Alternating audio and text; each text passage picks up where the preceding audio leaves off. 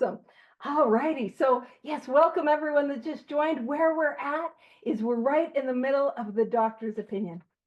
And so we're on page XXVI.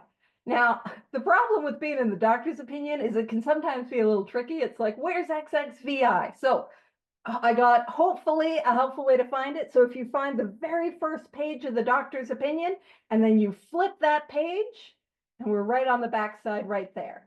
XXVI. You know what I should have done is I should have told you what page it was on and then done the announcements. That's what I should have done. Next week, I won't do that because I'll forget. And I'll be like, what a good idea. And I will completely have forgotten about that great idea. But for right now, somebody will be like, boy, that was an idea. All righty. So where we're kicking off is right after where it said, very truly yours, William D. Silkworth, MD. So what we covered last week was the first statement. That one was a letter, the first statement from Dr. Silkworth, who was explaining what alcoholism was, a little bit, like diving into sort of the history, and we dove into the history of Alcoholics Anonymous, what our solution is. And now is where the alcoholics interject. So this next little piece of few paragraphs are the alcoholics that were doing the writing. And I always want to make the joke the alcoholics had to interject because we just can't let the non-alcoholics have the last word, don't we? We always got to put our 2 cents in. But the truth of the matter is we had to connect logically the two statements, and it was the most logical thing for us to do.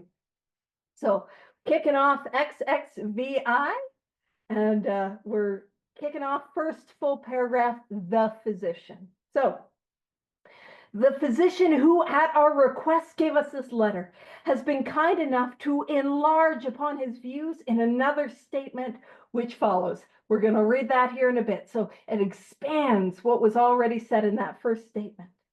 It says, in this statement, he confirms what we who have suffered alcoholic torture must believe, that the body of the alcoholic is quite as abnormal as his mind. And I just want to talk about that word abnormal for a sec. Because listen, if you were to come to, and keep in mind, if you come to this big book study and you're like, oh, hey, she's abnormal, I'm not going to take it personal. I'm like, that is an accurate assessment. Fair enough. But if somebody were to come up and say, hey, you're abnormal, you might be like, that hurt my feelings. That is rude and uncalled for. Like, what's that about? Because you're lovely. Don't let anybody call you names. You're lovely. Glad you're here. So in 2024, abnormal has a bit of a judgmental connotation. But for our purposes, let's take the judgment out of it and let's take it super de-duper literally. To be abnormal is to be outside of the norm, which is to say what happens to the vast majority of the population is different than what happens to somebody who is abnormal. And so what we are beginning to talk about is that how my body responds to alcohol or whatever brings you to this study here today, this all-inclusive study, whether it's drugs, whether it's food, whether it's compulsive behavior, gambling, codependency, the need for control, whatever brings you here. I have an abnormal reaction. So what we're beginning to say is I have a reaction for me to alcohol that the vast majority of the world does not have. That's what we're talking about. And some of you have not, actually, I don't think anyone would have seen me drink. But if you were seeing me drinking and smoking crack, like a lady, pinkies up, you would have been like, girl, her reaction to alcohol and crack cocaine is abnormal. Like you would have said it in a judgmental way. So I have to own it on both accounts. You know what I mean? Allergy, woo! I know you're like making a point about the definition of the word allergy, but it just looks like you were like, allergy, rock and roll, woo! Which I think is delightful. Alrighty, so it says, it did not satisfy us to be told that we could not control our drinking. And whenever we refer to a lack of control in this book, what we're talking about is the physical allergy. And we kind of intuitively know, hey, once I start to drink, I don't have the ability to control it every single time. Because if I did, why would I want to stop? You know what I'm saying? Right? So this lack of control, we're talking about the physical allergy. So it did not satisfy us to be told that we could not control our drinking just because we were maladjusted to life. So that inability to like live life normally, that we're in full flight from reality. So reality's here and I'm flittering around over here. You know what I mean? Reality, never met her, nowhere near her. You know, like I'm not with it, as the kids do not say. I'm not hip. Uh, and it goes on to say, or we're outright mental defectives. Terry, who I do the big book study with on Friday, pew pew, he's got a Saturday meeting called Outright Mental Defectives, which I'm like, appropriate. Now I'm over here. I'm like, yeah, I mean a little maladjusted, a lot maladjusted to life. I've been known at times to be a scotch, full flight from reality, and perhaps a little outright mental defective, a time or two. But, and it says these things were true to some extent. In fact, to a considerable extent, I'll own it with some of us, but we are sure our bodies were sickened as well. So we're beginning to really look at physically, on a physiological level, there is something that is different about me. And what we're talking about is the thing that happens to me once I start to drink, once I take anything mind altering, that's my experience, that like once I start, I cannot stop. That is a physical reaction that happens to me. I might be an outright mental defective. I might be a fallen woman. I might be morally bankrupt. I might be in moral foreclosure. Uh, there's moral repo men coming to repossess my moral SUV. I don't know. But what is happening is not to do with that. That can be true, but there's something physically different about how my body processes and responds to alcohol, and for me, other mind altering substances. So it says but we are sure that our bodies were sickened as well. In our belief, any picture of the alcoholic which leaves out this physical factor is incomplete. We do have to talk about this physical allergy. We do need to understand this physical allergy. And if I don't have this physical allergy, I probably wouldn't want to quit drinking because I could do it like a lady, despite not doing anything else in my life like a lady, you know? So, and in our belief, any picture of the alcoholic which leaves out this physical factor is incomplete. We have to talk about this allergy. So it says the doctor's theory that we have an allergy to alcohol interests us. Now, Rob put that word allergy and put in some definitions and some descriptions in the chat. But I also want to talk about this because I have, some of you guys are aware, I'm super fun. And I've got a dictionary from the 1930s and a medical dictionary from the 1930s. I just had them laying around. It wasn't like purposeful. I didn't go out and get it. We just had them. And so there have been times on my own time, I'm just looking up words in the dictionary. Oh yeah, Linda, she's got the unofficial, official big book dictionary. So it's not official, but if you look up words in a 1930s dictionary, like most people use that, know what's up with that.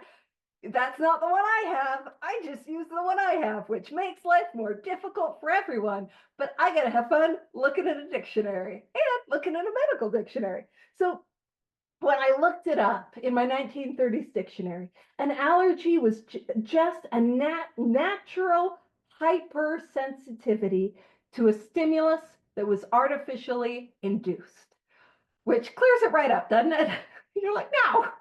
So I am sensitive and I have an abnormal reaction to something that is induced or that I come into contact with. So that's what we're talking about, an allergy. And actually, oftentimes it makes more sense to do this and talk about the allergy and dive into the allergy a little bit later. But I have the impulse control of somebody who's in many a fellowship and needs to be. So let's talk about that allergy right now, because that's what we do. Hold on. Woo. I love that I have the little thing where I can put me in the corner. Nobody puts baby in a corner, but I'll end up there. So I got this little diagram that I made. Oh, I hope you can see all of it. Let me kind of get out of the way. Uh, so it's describing this physical allergy. And some of you guys, if you're familiar with a little bit of the Joe and Charlie, you might be familiar with this idea. And it's strawberry milk alcohol. And some of you guys might be like, oh, I know what we're on about. Some of you guys might be like, that sounds amazing. Oh, that's delish. And some of you are like, oh, that sounds like a tasty way to ruin my life. So fair enough. So if I have let's break it down. If I have an allergy to strawberries, what I have is an abnormal physical reaction. So what makes it abnormal? So my allergy to strawberries, what makes it abnormal is that 9 people out of 10 can have strawberries. It does nothing to them. It does nothing for them. There is no effect. They enjoy this delicious fruit. That's what happens. If I am allergic to strawberries, I'm 1 out of 10. It's not because I'm bad. It's not because I'm weak-willed or immoral. It is I have a reaction that most people don't have. Now, my allergy to strawberries, when I am exposed to it, what that means is when I ingest strawberries, that allergy manifests itself as a rash or hives. And so it's important to understand my allergy only sets off once I've ingested it. So if we're talking around, if anyone here couponing, you do your extreme couponing. You can if you, I don't know. Or you see, strawberries are on sale, or you're like, or you're hanging out with some kids and they're watching strawberry shortcake on TV. We don't get a rash or hives. You know what I mean? If I come on the Zoom and I'm eating a bunch of strawberries and you're allergic, you're like, okay, have at her, girl. Like that's fine. Nothing happens. Now, here's something I want to point out. If I am allergic to strawberries and I ingest strawberries, I get a bit of a rash. But the more strawberries I ingest, the more hives and more rash that I get. So the more that I consume, the stronger the reaction. And I want to emphasize that is a negative effect. I'm not thinking, it'd be a fun time, hives on a Friday night. Woo! I can't wait to have a great time on New Year's and get a rash. That sounds like I'm talking about something else. I didn't think that thought all the way through. But it's a negative reaction. I don't want hives. I don't want a rash. It doesn't feel good. And then there are people who are lactose intolerant. Now, in actually parts of the world, there's more people that are lactose intolerant than 1 out of 10. But in our Western world, we sort of view it like, okay, most people can drink milk. And so the people that cannot have milk or milk products, that's abnormal. So it's not bad, it's not wrong, it's not I'm better than you because I can have cheese. It is just because the body does not process it. Now, a milk or lactose allergy manifests itself as an upset stomach. I'm saying that real polite. A real polite way to describe it. So it manifests itself as an upset stomach. And so that only happens when I ingest, if I have an allergy, my allergy only kicks off once I have ingested milk. If you've ever seen like a cereal commercial, got the Cheerios and they slowly pour the milk into the bowl and there's a splash. I don't get it. I wouldn't get an upset stomach. There's a place in Calgary, it's called Peter's Drive-In, and it's got milkshakes. And in the summer, everyone's lining up to get their milkshakes. And if we drive by Peter's Drive-In in Calgary and I'm allergic, I'm not going to get an upset stomach. Nothing happens. But if I were to put a little bit of, I was going to say cream in my coffee, my stomach stopped handling coffee. I should actually use the allergies that I do seem to have. But if I put a little bit of cream in my coffee, I might get a little bit of an upset stomach. But if I start chugging a whole thing of milk, ooh, I'm going to have a bigger reaction. And safe to say, the feeling of an upset stomach and how that manifests is a negative effect. I'm like, oh, what's a fun time? Doing that. No, it's a negative effect. And so when we look at the action of alcohol on the alcoholic, 9 people out of 10, like if we were to do a survey, about 9 out of 10 people in the world, they take a drink of alcohol, and the effect they get is presumably a bit of a buzz. And that's it. That's it. But my reaction to alcohol is abnormal. That's a little bit of a buzz. That is not what I get. See, what happens to me is I take a little bit of alcohol, and my allergy to alcohol manifests itself in what we describe as the phenomenon of craving. And what that looks like is more. And the more that I drink, the stronger the allergic reaction. Just like with strawberries, I would have a whole bushel of strawberries. I'm going to be full of hives. I'm going to be Rash McGee. You know what I mean? I chug a whole thing of milk. I'm going to be unavailable for a while. I'll have to deal with the consequences of that, right? The more alcohol I consume, the stronger the phenomenon of craving, the more that I need that next drink. And if you've ever wondered, why can't I stop at one?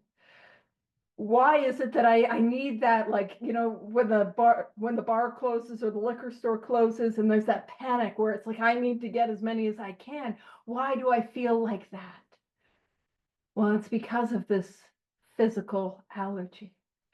But here's the thing that trips up a lot of us when we come to the rooms and we hear this physical allergy. And then sometimes we'll hear people make the joke, I got an allergy to alcohol. I break out in cuffs, handcuffs, or I break out in spots, like Lethbridge. I broke out in Lethbridge, or other people's beds, break out in spots. And so we hear those, but like, what are we talking about? Because it's like, it's not an allergy. It feels like it's a cop out to say. But the reason so many of us are like, it's not an allergy, is because most allergies, the initial effect is negative.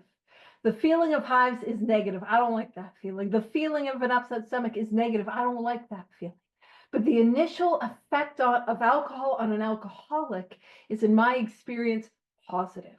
Not the tail end, when I'm coming to behind the dumpster, or we're coming to in the bathroom, we're having our spiritual prayer position at 3 a.m. where we're praying to the porcelain gods as we vomit. But that initial, oh, that, you know what I mean? That taking that drink, and it is like an answer, it is an answer to the thing that I thought was wrong with me. That's what we're talking about. And that is still abnormal. That is still very, very much abnormal. And so I'll stop the screen share, but I'll talk about it a little bit more. And I have a slightly more inappropriate way of describing it, but I will describe it a little bit more appropriately today. And Rob's like, what a miracle. See, there's a God. I'm being appropriate. Power working in my life. But here's my experience. I genuinely seem to have an allergy to onions and peppers. And what happens when I have onions is it's a nausea, and it's almost like a feeling of getting like punched in the stomach, and like a nausea. It's very unpleasant. Peppers, it's similar, but it is a burning all the way down and all the way up. Like, it is unpleasant. And so what is my solution? My solution is I don't eat onions and peppers. But imagine for a moment that onions and peppers gave me the same effect, that effect that I got when I took that first drink, that effect that I got when I took that first hoot, that effect that I got when I popped that pill, that effect, girl, you would have a hard time keeping me away from the Chipotle. You know what I'm saying? I would be back, right? And so I emphasize that because with my genuine pepper and onion allergy, and heck, my stomach stopped handling coffee, and I had to let go of coffee. So I'm only telling you that so that you feel bad for me, because that was difficult. I'm here for the empathy. Thank you. But the truth is, my solution to onions and peppers is to not have onions and peppers. I just say no to onions and peppers, and that has an effect. But I don't know about you. My am I saying no to alcohol? Am I saying no to crack? Am I saying no to pills? Am I saying no to mind altering substances? Had no effect. So I have to understand that I cannot safely drink. And actually, sometimes when I do talks, I talk about like, I have an abnormal reaction. And so this abnormal, what is a normal reaction to alcohol? And I like to tell it in this sort of way, in this sort of story. A normal reaction to alcohol is those non-alcoholic jerks. Look at them living their life all happy and free. But those normal people that are like, honey, sweetie, Pookie Pie. I always start like that, and I'm like, I don't really know how pet names work. I'm not really a pet name person, sweetie. But it starts with, honey, I'm gonna go to the bar, or I'm gonna go to the pub, and I am going to have 3 drinks, and I will be home by 9. And this is what a normal reaction to alcohol looks like. And I'm about to blow your mind. It looks like they go to the bar or the pub, and they have 3 drinks. And they're home by 9, and their pants are dry, and they got both their shoes, and they're with the person they're supposed to be with. Like what?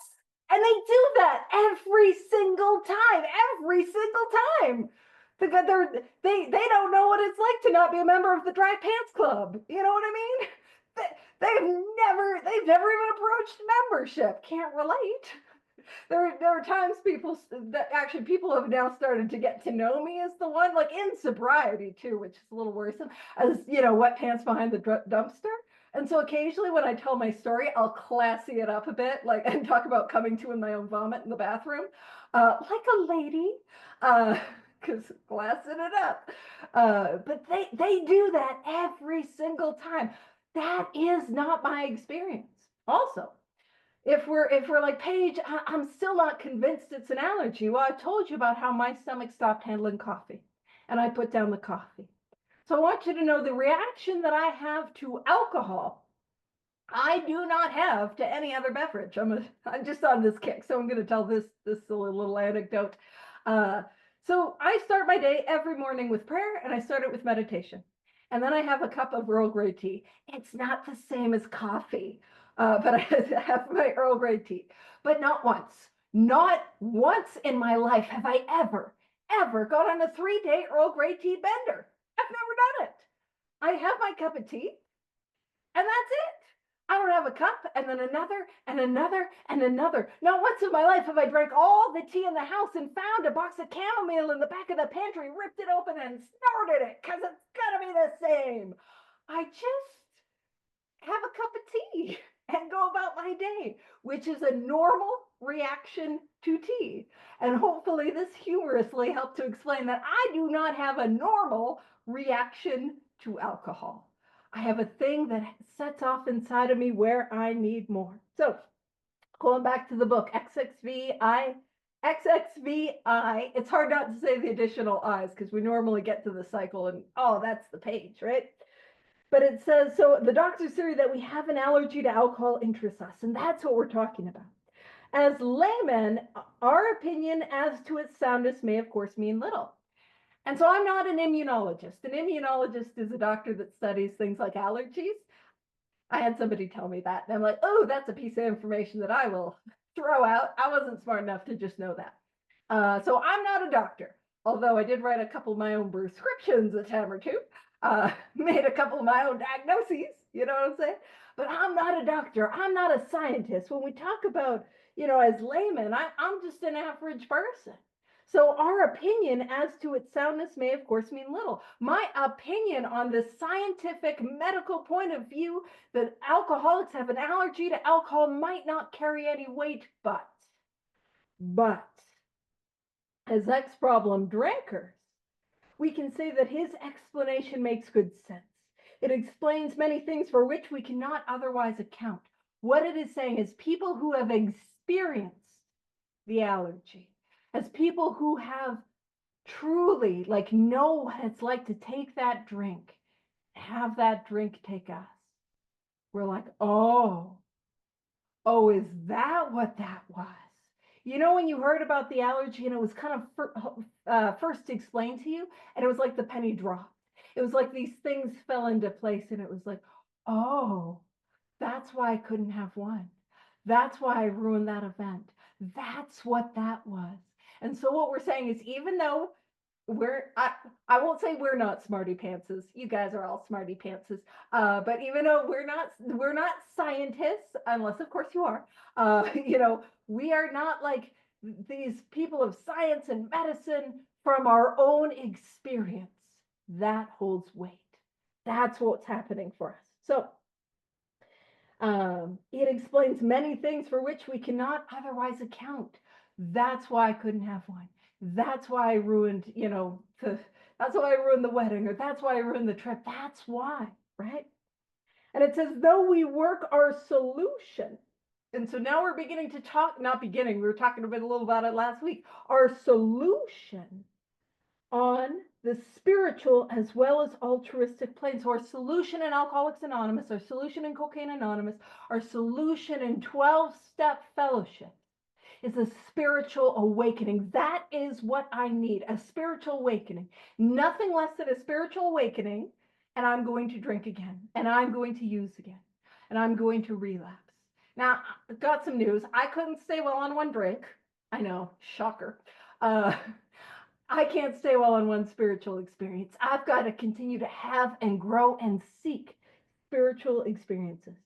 But it says we seek our solution, where we work our solution on the spiritual as well as altruistic plane. Altruism is to do the right thing for free, to help other people without any strings attached. Man, we just started to talk about the allergy, and already you're saying I got to sponsor people? I got to help others? Absolutely. That's a part of this deal. You know what I'm saying?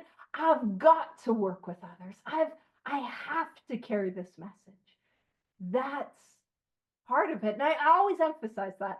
So at this point in the book, when we get to step 12, and I'm working with sponsees, they can't be like, what? You didn't tell me this. This is news, that I am emphasizing it throughout the whole thing. But I also always want to emphasize, if you're here today and maybe you've been sober a while and maybe you've not sponsored yet, I'm not bringing this up to shame. Genuinely, I'm not bringing this up to shame or to say you're doing it wrong. I'm bringing it up to encourage. If you have not yet sponsored, man, let us help you. Let us help you carry this message, because it is the coolest thing. It is the best thing. Like, let's do it. Oh, sorry, I'm now going to use some childhood peer pressure. I hear it's what all the cool kids are doing, sponsoring. All the cool kids are sponsoring, and I hear that the cute boy in class, or the cute girl, or the cutie patootie in class won't like you if you don't sponsor others. And there's a rumor that people that don't sponsor eat their boogers. So why? It's just childhood bullying. Anything to help. That's what I'm here for. Any questions you can put in the chat, any complaints, we take those by carrier pigeon. That's how we receive the complaints here at Big Book Compendium, carrier pigeon. Because if I'm gonna get a complaint, might as well have a bird with it too. Delightful. All right. So though we work our solution on the spiritual as well as altruistic plane, we favor hospitalization for the alcoholic who is very jittery or befogged. And what that means is oftentimes we need to be physically detoxed, and detox is often a thing that we need. It says more often than not, it is imperative. To be imperative is of the utmost importance that a man's brain be cleared before he is approached, so that I be free of those mind-altering substances, that I, have that a period of abstinence where I'm through the withdrawal process. That's what it's saying. More often than not. It's not saying a hard, fast rule, but more often than not. It is imperative that a man's brain be cleared before he is approached, and as he has then a better chance of understanding and accepting what we have to offer. The doctor writes. So now we're getting into the second, let's say, statement from Dr. Silkworth. So it says, the subject presented in this book seems to me to be of paramount importance.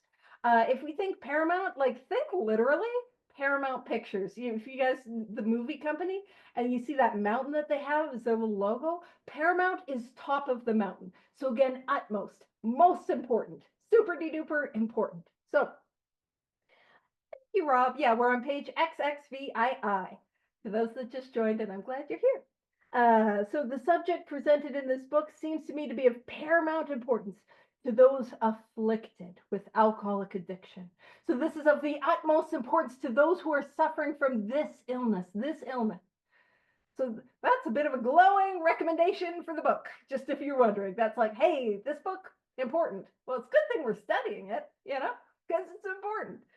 And he goes on to say, I say this after many years' experience as medical director of one of the oldest hospitals in the country treating alcoholic and drug addiction. And when you're trying to make like an argument or you're trying to make a point, there's different sort of techniques that are used.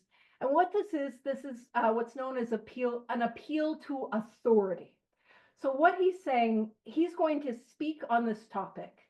And he's saying, I'm an expert on this topic. So medical director is the top doctor. He is the boss doctor. He is the doctor on, oh man, I wish I knew anything about Grey's Anatomy. And then I would reference the boss doctor in Grey's Anatomy, and the people that like Grey's Anatomy would be like, oh yeah, that's a cool reference.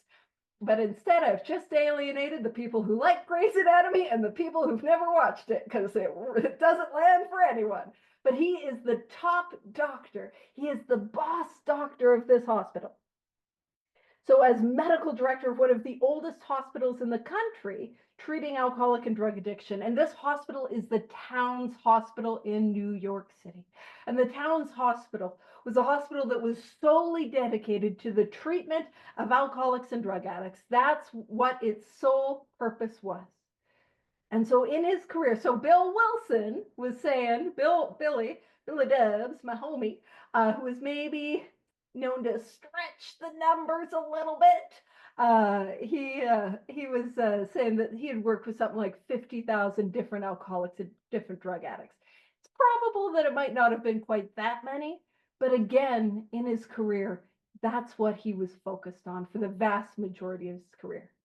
So his opinion that he's writing right now is not based on, I have this good idea. No, his opinion is based on experience. I always make the joke that Dr. Silkworth, he wasn't a dermatologist who saw his hand get a little too tipsy. He was in the trenches with us again and again and again. So his opinion on what is wrong with us is based on experience. And this whole book is based on experience. So he says, there was therefore a sense of real satisfaction when I was asked to contribute a few words on a subject which is covered in such masterly detail in these pages. So he's like, I was just to be asked to write a thing. That's kind of what that paragraph means. I was happy to do it. I'm happy to contribute. So now I'm going to read this paragraph how I sort of read it or imagined in my mind that it was like put pen to paper. And so I'm going to read it in a way that is like with some emphasis that might be a little annoying. So, we doctors have realized for a long time that some form of moral psychology was of urgent importance to alcoholics, but its application presented difficulties beyond our conception, which with our ultra-modern approach, our ultra-modern standards, our scientific approach to everything, we are perhaps not well equipped to apply the powers of good that lie outside our synthetic knowledge. Because that's the tone that I pick up when we read that. It's like, what are you on about, guy? You know what I mean? What are you on about? So what he's saying is that we doctors had a sense that these drunks needed God. You know what I mean? That's what he said. Now, when we see in this case moral psychology, we're going to be alluding to, and we're going to see it later on in the chapter, The Doctor's Opinion. When we see moral psychology, for our purposes, what we're talking about is the 12 steps to produce a spiritual awakening. In this context, he's like, y'all needed some sort of higher power. I was working with you and it was a little, right? So we doctors have realized for a long time that some form of moral psychology was of urgent importance to alcoholics. Like urgently they needed spirituality. I'm just going to point out that urgently, I got to work this thing with a sense of urgency. And when he says, what with our ultra modern standards, our scientific approach to everything, We are perhaps not well equipped to apply the powers of good that lie outside our synthetic knowledge. What? What? What are we talking about? Well, he's saying, like, I'm a doctor. I'm a man of medicine. I'm a man of science, and other doctors, we don't know how to write a prescription of God for God. You know what I mean? Take two gods, morning and night. You know what I mean? Like, and a little bit of God as needed, with PRN, take God as needed, PRN. Like he's like, I can't write you a prescription for God. Although some of us know Dr. Bob's prescription, trust God, clean house, help others. He was a different sort of doctor. So he's saying, like, as science, as doctors, as men of medicine, we didn't know how to give them this spirituality. And I love that he goes on to say we are perhaps not well equipped to apply the powers of good. And I just love it in my mind that he snuck in an extra O, power of God. That's what I need. Power of good. He'll just sneak that right in.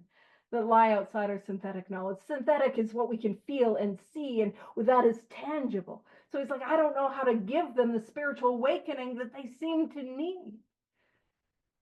And it's also, I want to point out, like, why is he writing like that? Why is he using this like super languagey language? You know what I mean? Like, why are you trying to sound extra smart? Like, what's up with that, my guy? And so the reason he's using that language is, I believe, is that he's going out on a limb. The idea of alcoholism being an illness is not widely accepted. There's an article we're going to talk about in a paragraph or two that was written in Lancet, which is a medical journal in I can't remember if it's just in the UK or it was an international medical journal, but it was a medical journal in 1937 that said alcoholism is an illness. This was not a widely accepted theory in the medical community. But he's going a step further. He's backing what these silly little, ragtag bunch of drunks are saying, that the answer to this illness of alcoholism is God. I think he's using his like big fancy words to be like, hey, I am a smarty pants. Trust me on this. Don't come at me. You know what I'm saying? So it says, many years ago, one of the leading contributors to this book, Bill Wilson. We're talking about Bill Wilson. Just, you know what I mean? When I was reading, I'm like, who are we talking about? Like, what are we on about? Bill Wilson came under our care in this hospital, and while here, he acquired some ideas which he put into practical application at once. So in that first hospitalization, he learned about the physical allergy. In his first hospitalization, he learned that once he starts to drink, he cannot control the amount that he takes. He also learned that he is an obsession of the mind, that when he is sober, he is a thought that compels him to go back time and time again to the first drink. Now, in his second hospitalization, in his story, so I'm going based off Bill's story. So his second hospitalization in Bill's story, he learns that it is a hopeless condition. He learns that the physical allergy and the mental obsession, he will die of this illness. And in Bill's story, it talks about between the second and third hospitalization, his childhood friend shows up, Ebby Thatcher. And Ebby Thatcher shows up with a solution. The solution is the spiritual awakening and a program of action, which is in our time, like in 2024, the 12 steps. So his third hospitalization, he already knew of the hopelessness of alcoholism. He already knew of what our problem is. And that third hospitalization, he now has the answer, a spiritual awakening. That is what I need to overcome this thing. And how do I get from the hopelessness of my alcoholism to the hope of my spiritual awakening? The program of action, which later became our 12 steps. And when it says he acquired some ideas, so he had those as ideas. And I talk a lot about problem, solution, program of action. And in part because the problem lays down the foundation for step one. The solution lays down the foundation for step two. The program of action lays down the foundation for our third step, decision.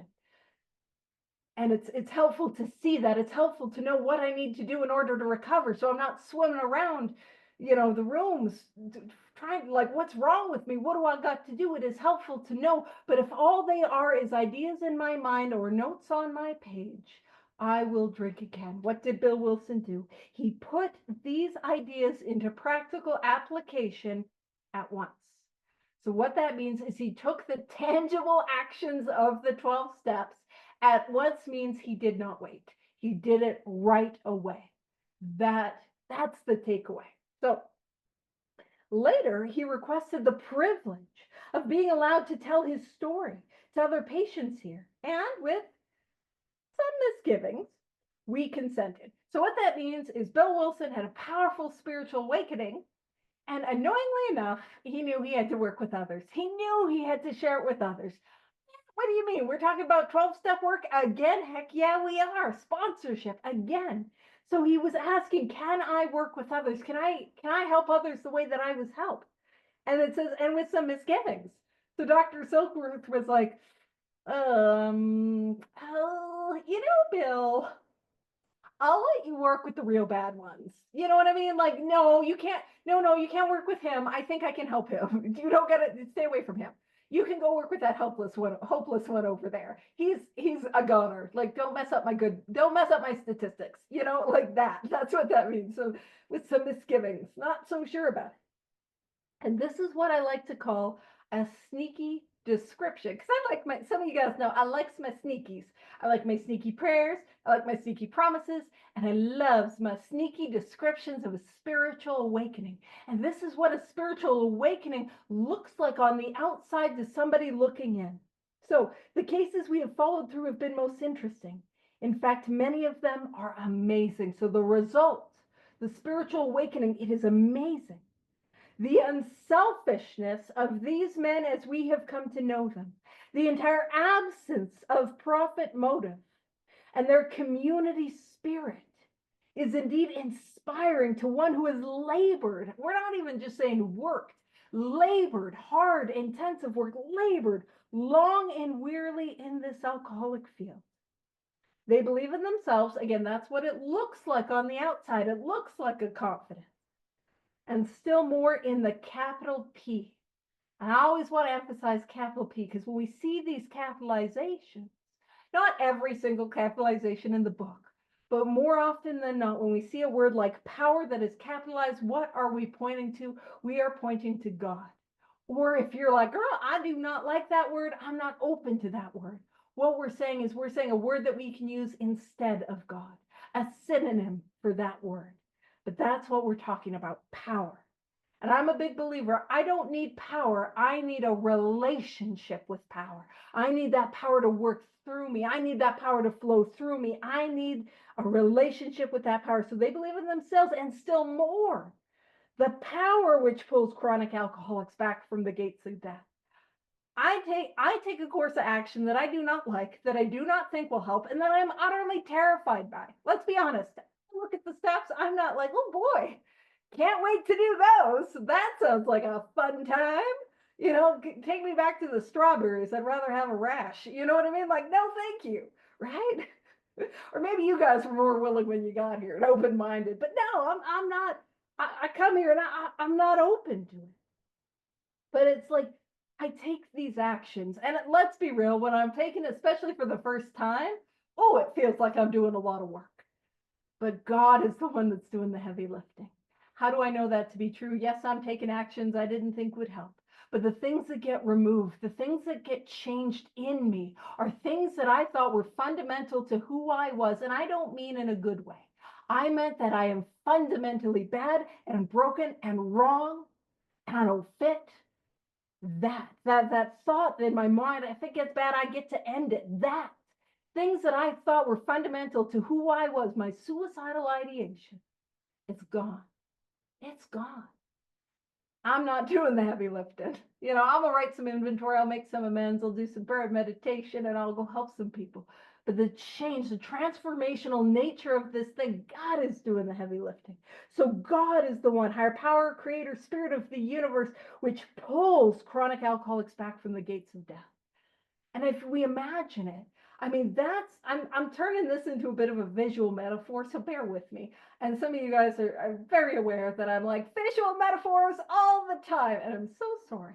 But imagine like my alcoholism or my addiction or my compulsive, whatever brings you to this study, it's like I'm on a set of rails, like I'm on a train track, and it is taking me only one place, gates of hell. I am heading towards hell. And hell, I mean in like the agony and the suffering of my life. You know what I mean? I don't want to get out of bed. My life is awful. Existence is agony. And that one-way ticket, I'm there. And if you know anything about trains, once they get going, they are almost impossible to stop. It is my alcoholism has this momentum, and it is a power that it's like it snaps me right off the rail, pulls me back from the gates of death. That's what's happening here. All I got to do is some actions I don't want to take. That's it. That's not too much. I know it's like, that's a lot, Pay. I still want to do it. That's fair. Now it goes on to say, of course, an alcoholic ought to be freed from his physical craving for liquor. And this often requires a definite hospital procedure. Now, a couple things. The first is, what are we talking about there? Again, it's that idea. Often when we're working with somebody new, they need to be detoxed. Or if we are still experiencing the allergy, we might need to go and be detoxed. That's what we're talking about. But we're also, when we talk about the word craving, as it's used in the first 164 pages of the book, the word craving is referenced the physical allergy. When we talk about craving, what we're talking about is once I have ingested the substance. Craving is once I have taken the strawberries, drinking the milk or the alcohol, once I have smoked the crack, that is craving. Now, if I am sober, physically sober, and you know when it's on you, the thoughts are on you, and it's like compelling you to pick up. That is the obsession. And sometimes we describe it as craving because goodness gracious, doesn't it feel like it? But that is the obsession. And I just emphasize because that is the power of the obsession. So it says this often requires a definite hospital procedure, physically being detoxed, before psychological measures can be of maximum benefit. The psychological measures that we are talking about is these 12 steps taken out of this book. That's what we're talking about. We're not talking about additional ones. And if you do need additional outside help, that is okay.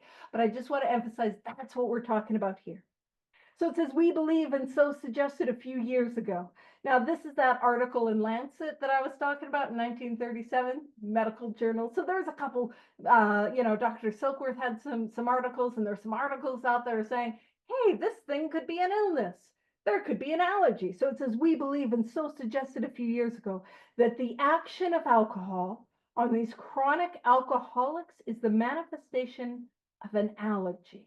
So what happens when we ingest, consume alcohol is an allergy. Again, just an abnormal physical reaction.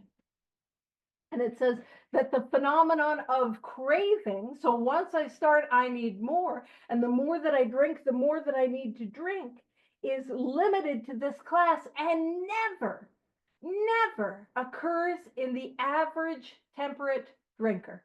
The average temperate drinker, they might go and get drunk. They might, when they're young, they might overdrink because they haven't found their limits. Can't relate to that. Finding limits, where are those? You know what I mean? It's like I'm in Nebraska. It's like, ooh, there no limits. It's gourd all the way. Keep running around, but they might go and get drunk, or that, you know what I mean? They might get a little too tipsy, but they not once in their life experience the allergy. They don't know what it's like to have that drink pull them, to have that drink take them. They've never experienced it. Man, I've done this before where I've asked like non-alcoholics in my life, like, hey, when you take a drink, what happens? And then I kind of like, and then they ask me, and ooh, you gotta find out. People are like, ooh. Well, that happened in university one time, and they're like, oh, well, we'll move the glue away from you. And I'm like, that's not even the glue that you can sniff, which I don't think helped my case. Because I know. You can't ask normal people. They've never experienced it. So it says, so it never occurs in the average temperate drinker. These allergic types, those of us who have the physical allergy, can never, and this is important, never safely use alcohol in any form at all. So if I have experienced the allergy with alcohol, or if I've experienced the allergy with a substance, I can no longer ever safely take that substance. That's what that means. So these allergic types can never safely use alcohol in any form at all. And once found, having formed the habit and found they cannot break it, once having lost their self-confidence, the reliance upon things human, the problems piled up on them and became astonishingly difficult to solve. Was that my experience? The problems that came as the result of the physical allergy. They began to pile up and pile up and pile up. And I don't know about you, but I would try human power. I would rely on human power. And it wasn't enough. And it was just overwhelming and overwhelming and overwhelming. And there wasn't an answer, a solution. And life felt too much. And I don't know if that's you, but that's me. That's me. That's what happened to me. Now it goes on to say, frothy emotional appeal seldom suffices. So froth is like, think foam, like sea foam, or foam in a cappuccino or a latte, foam. And I mentioned the appeal to logic, or the appeal to authority. Emotional appeal is an appeal to one's emotions, to feelings. Hold on, there was a question in the chat, and I gotta scroll. Oh, what is the correct name for the article so suggested a few years ago? It's Lancet, Lancet. And that specific article was from 1937. So you should be able to, really, I have it as A. You're probably right with the I, but no, I don't know. I have it Lancet. Somebody will look it up here. And no, don't stress. We're all good. We'll find the medical journal, or we won't. We're not going to get drunk over it. We'll get drunk because our illness is untreated. That'll do it. You know what I mean? But frothy emotion, Lancet, frothy. So here's the thing. Here's why I thought it was Lancet. My silly little brain, I imagine like Lancelot, and like with a lance on the thing. Like I have that visual in my brain. So that's how I had that spelling in my little noodle. So what we've learned is I got visuals in here. So frothy emotional appeal. Oh, we got a minute. Frothy emotional appeal. Appeal to emotions is appeal to my feelings. And when it says seldom suffices, that means it does not work. And what frothy emotional appeal looks like is, if you love me, you quit drinking. How could you keep doing this to me? You're breaking my heart. You're ruining our family. Why are you doing this? That is frothy emotional appeal. It does not work. But here's the thing. I'm not a sociopath. I don't think you are either. I wanted frothy emotional appeal to work. I wanted it to work.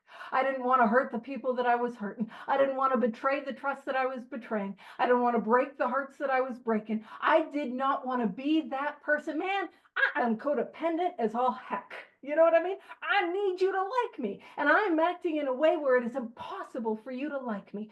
I did not want to do it. And that is the power of this illness.